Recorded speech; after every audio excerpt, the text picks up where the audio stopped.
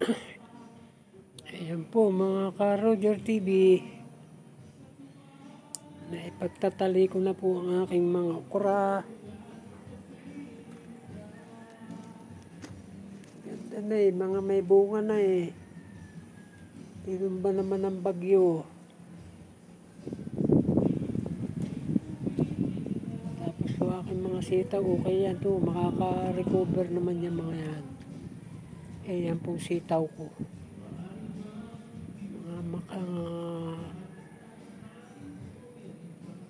Okay lang po yan. Puno po ng sitaw talaga to.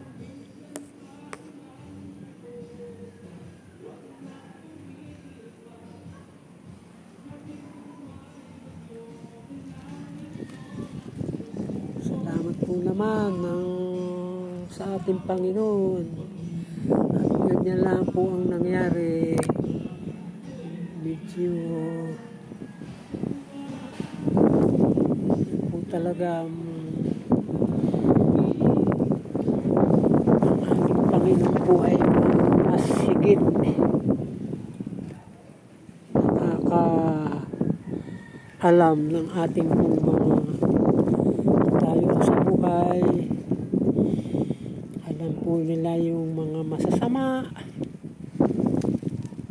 sa mga mabubuting tao. Yan po. Tatayo ko na po lahat ang aking mga okra. Sitaw ko po. Puno ng sitaw.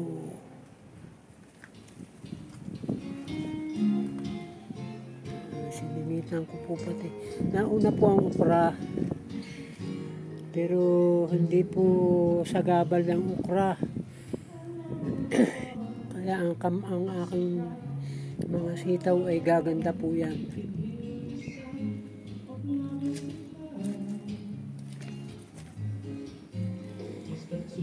May bunga na po Ayan po. May bunga na lahat.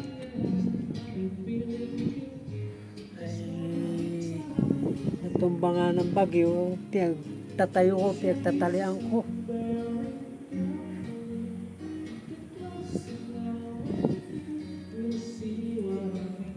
Mga ka-Roger TV, maraming salamat po sa pagsilip sa atin pong maliit na taniman sa tapat ng bahay.